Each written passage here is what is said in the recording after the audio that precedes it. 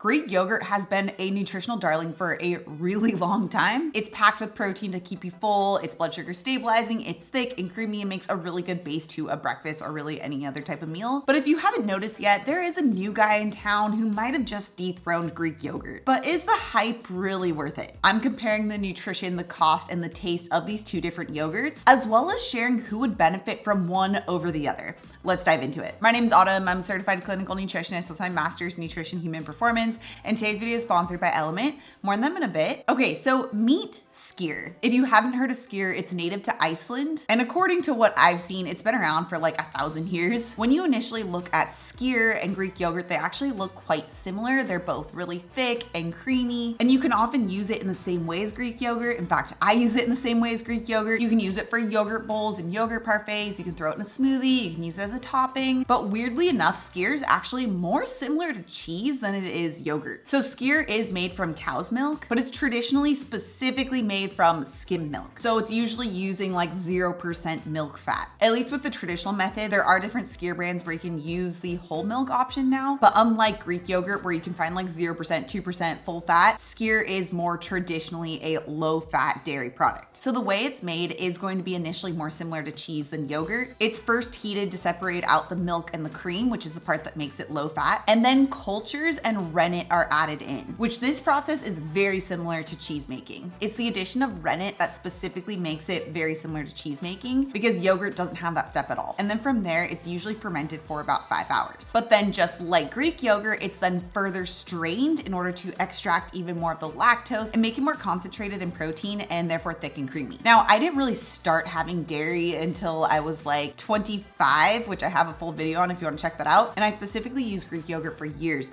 But then specifically in the last few years, I switched over to skyr, was absolutely loving it. But then honestly, I actually have made the switch back to Greek yogurt. And that's because Greek yogurt is going to be better for some, skyr is better for others, which we're going to get into in just a second. But before we do that, I want to give a huge thank you to today's sponsor, Element. Element is an amazing electrolyte company that was specifically created with intermittent fasting, low carb eating, and athletes in mind. They actually contain the sodium, magnesium, and potassium to help balance electrolyte levels, all without having any sugar. I've been using Element for like 3 years at this point. Before that, I was just using salt for my electrolytes. And honestly, when I was just using salt, I was really inconsistent and I was not getting the benefits of my electrolytes because I was not consistently getting it in, because just having salty water doesn't taste the best. But Element makes it really easy to remember to take my electrolytes because it actually tastes so good. My all-time favorite flavor is their grapefruit salt, but they also come in a lot of other delicious flavors too, like their raspberry, their citrus, and their orange salt. And they come in these really convenient packages that make it super easy to travel with so that I don't get an electrolyte imbalance when I'm traveling as well. And right now, Element is offering my viewers a free sample pack with any order. That's 8 single-serve packets free with any Element order. It's a really great way to test out all 8 flavors,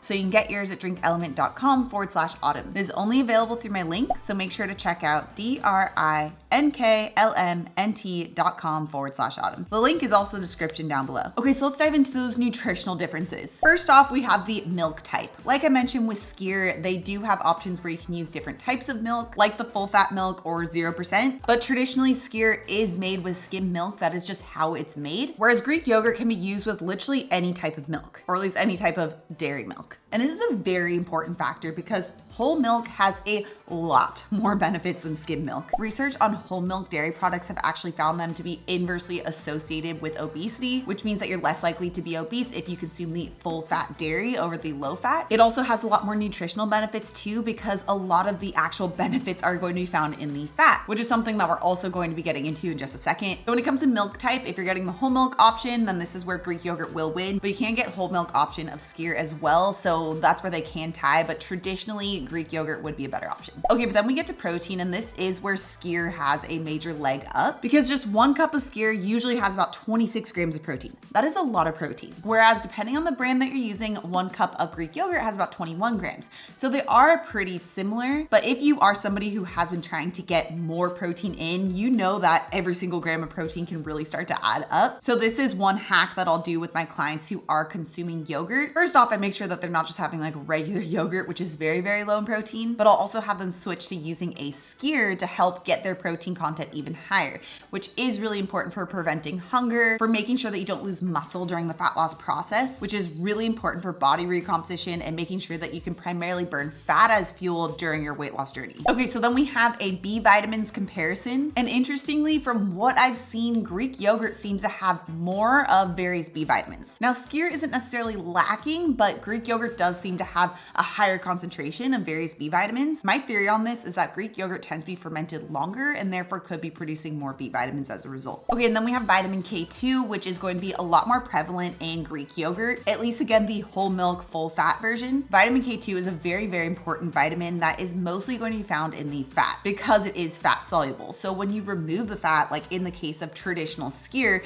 then you're really cutting down on the vitamin K2 in your yogurt. And vitamin K2 is already pretty hard to find in most people's diet. Most people are getting nowhere close to how much vitamin K2 they need. And vitamin K2 is needed to help get calcium out of the arteries and into the bones. So it protects both the bones and the heart. So when it comes to vitamin K2, that's where Greek yogurt wins that one again. Okay, and then we have the lactose concern. Now, if you just initially Google, like, does skyr or Greek yogurt have more lactose? For some reason, it will say that skyr has less. However, when you actually look at the nutritional breakdown, skyr does seem to have more lactose. And that is probably because it's not fermented as long as Greek yogurt. Lactose is broken down during the fermentation process. So the longer that you ferment something, the less lactose that's going to be in it. And especially if you are lactose intolerant, this is a really important consideration because from what I've seen, 1 cup of Greek yogurt has about 6 grams of lactose versus skyr, 1 cup has about 9 grams. So it is going to have about 50% more lactose, still a lower lactose product, and still that lactose is largely going to be fermented. But again, if you are lactose intolerant, then this is where Greek yogurt might be a better option. Okay, and then when it comes down to probiotics, it's really hard to measure because it's also going to greatly vary depending on each brand and even each batch. They likely are going to have similar amounts of probiotics. However, Greek yogurt is fermented for a longer amount of time, which means that it could potentially have a higher concentration of probiotics that are really important for gut health. Either way, you want to make sure that you're checking that the brand that you're using has live active cultures. It should say something like live active cultures or living yogurt cultures. Okay, and something that I've hinted at already, the fermentation time, which does really matter from a health, a weight loss, and a lactose perspective. Greek yogurt does tend to be fermented for longer. It's usually fermented anywhere between about 6 to 12 hours, at least for those that are made for like the grocery store. Although if you do make your own Greek yogurt like I do, you know that you can ferment it for longer to help bring down the lactose content even more. So usually it's going to be about like 12 to 16 hours. Some people will even do like a full 24 hours for their fermentation time. Skyr is only going to be 5 hours. And from what I've seen, although I'm not an expert at making skyr, it does seem to be pretty strict on this number. And that's because it is more similar to cheese making. If you go longer, then this could affect the end product quality, the curds, all of that. So in my opinion, this is where Greek yogurt is going to win out and be better than skyr. It could help to further increase the probiotic potential, and it could be better for those with gut health issues. Okay, and then we get into like cost differences. This also will greatly vary depending on the brand. Greek yogurt can vary where like on the lower end with something like Chobani, it can be about 19 cents an ounce, or something like Faye is about 27 cents an ounce, or there are more expensive brands like Strauss, which are going to be about 33 cents an ounce. Skyr looks like it's going to be about 32 cents an ounce for brands like Siggy's. And you also don't have as many options for skyr, probably at least in the US because it's not as popular yet. You'll definitely have an easier time finding various different options for Greek yogurt, but you'll probably have a harder time finding different options for skyr. You can also make Greek yogurt at home a lot easier to save a lot of money. In fact, that's one of the main reasons why I started going back to having Greek yogurt exclusively again, because I wanted to start making it again. Greek yogurt is actually really easy to make, especially if you have a crock pot or an instant pot. In fact, because we have so much yogurt, it saves me about $500 a year, or at least it used to. It honestly probably saves me even more because now we have a 19-month-old daughter and she loves Greek yogurt. She especially loves my unsweetened homemade Greek yogurt, and she will rip through a ton of it.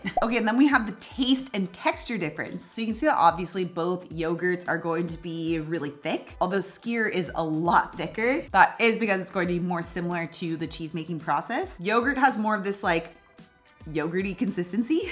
In terms of taste, I actually think they both taste pretty similar.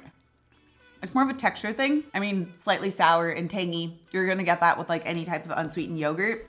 And then for Greek yogurt, more of like the traditional yogurt creamy. I would actually say, at least with the Strauss option, it does taste even more sour, and that is probably because it is fermented for a longer amount of time. Okay, so there are certain people who will benefit more from having Greek yogurt. Obviously, if you don't have access to skyr because it is more difficult to find, then Greek yogurt's going to be better for you. It's also a lot easier to find the full spectrum of benefits from having a whole milk dairy product when you use a Greek yogurt, because it's a lot easier to find a whole milk Greek yogurt. Also, if you do want to save money, there's a lot more options for Greek yogurt, and you can make it at home to save money. And for those who are more lactose intolerant, Greek yogurt is also probably going to be a better option because it tends to be fermented for longer, and you can also have the option to ferment it at home and make the lactose content even lower. The texture of Greek yogurt is also more like yogurty. So if you want more of that traditional yogurt bowl experience, then that's where Greek yogurt will also win out. Now, the biggest reason why I would recommend somebody to have skyr instead is if you're having a very hard time hitting your protein needs. Just make sure that you do look for a full fat option to get the most benefits out of it. This is where Siggy's does have a full fat option. This one is not full fat, but you can find a whole milk full fat option with Siggy's. Now, if you do want to make your own Greek yogurt, it is honestly so easy and can save you so much money, and it is really fun. So I do have a full video with the recipe and exactly how to do it. You can find it with this video right here. Also, if you're new to my channel and you love the science-backed information, make sure you subscribe right here. Come out new videos every Tuesday and Thursday. All right, guys, thanks so much for tuning in, and I'll see you in my next video.